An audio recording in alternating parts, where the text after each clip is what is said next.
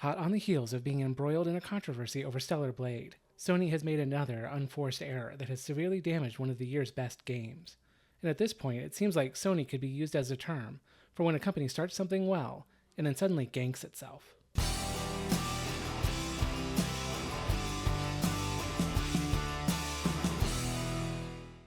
Helldivers 2 by Arrowhead Studios is 2024's breakout hit, an online multiplayer third-person shooter modeled heavily after the world of Robert Heinlein's Starship Troopers.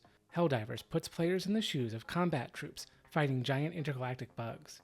Released on PlayStation 5 and PC, the game has topped player charts on Steam since it was released back in February, hitting an all-time high of almost 500,000 players. Helped by its simultaneous release on PC, Helldivers has sold more than 8 million copies. There's really no question as to this game's popularity and success, but then Sony decided to take a Molotov cocktail and set it all on fire.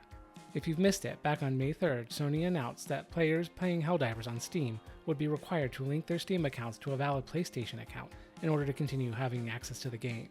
This change was to be applied to new accounts starting after May 6th, followed by current accounts after June 4th. The announcement went off like a nuke. Players revolted and attacked Sony online.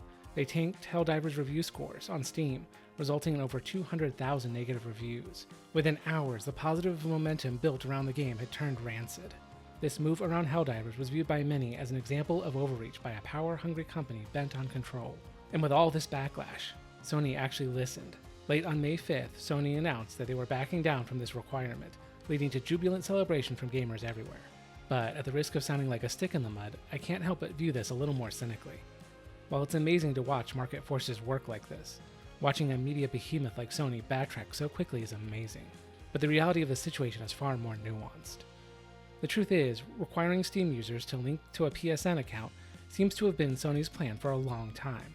According to a report from Engadget, Sony had planned to require account linkage for both Helldivers as well as the multiplayer DLC to Ghost of Tsushima, but the implementation of the policy was delayed due to network limitations. Even with the delay, news of the move caused Helldivers to be delisted from 177 countries that don't have access to the PSN.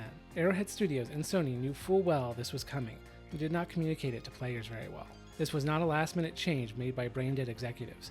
It was part of a policy change as Sony makes bigger strides into the PC gaming sphere, and I don't think they're going to completely abandon those plans. In Sony's official statement they say, "Helldivers fans, we've heard your feedback on Helldivers 2 account linkage update. The May 6 update that would have required Steam and PlayStation Network account linking will not be moving forward. We're still learning what's best for PC players, and your feedback has been invaluable. Thanks again for your continued support of Helldivers 2. We will keep you updated on future plans." They say they are learning and will update gamers on their future plans. So while we can celebrate, we should be honest about it too. Sony has not bent the knee to the community. They have made a strategic retreat for now. This isn't over. Especially since this isn't the only issue customers have with Sony, and Sony isn't the only company engaged in this kind of behavior. Major media companies across the board are increasingly seeking to retain control of their products. Nearly every major games publisher is pushing the games-as-a-service model. Hollywood studios are pushing streaming and digital content with the end goal of phasing out physical media. Within the new business model, media is not fixed but pliable. Games are added to, modified, and censored after release. Movies and shows can be revised and edited. Personal purchases can be invalidated altogether, as evidenced when consumers lost their Funimation libraries when Sony took over, or when gamers lost access to the crew when the game servers were shut down, not to mention the numerous instances of censorship, which I covered in a previous video on Stellar Blade. All this to say, the situation with Helldivers is a part of a much bigger topic on media control, which is encroaching further and further by the day, as entertainment giants grow more anxious and desperate over the current media landscape. The entertainment industry has made some bad bets recently. Streaming has not been the cash cow they expected. Chasing modern audiences has not paid off, and their over-reliance on foreign markets led to hasty expansion as too many believed in the myth of perpetual growth. Now the industry is going through a predictable and necessary adjustment, constricting back down to a sustainable size. The situation has been exacerbated by the rise of alternative media, independent content creators online who are able to directly connect with their audiences, to make things that people actually want, unburdened by ESG standards, political messaging, or the demands of activist investors.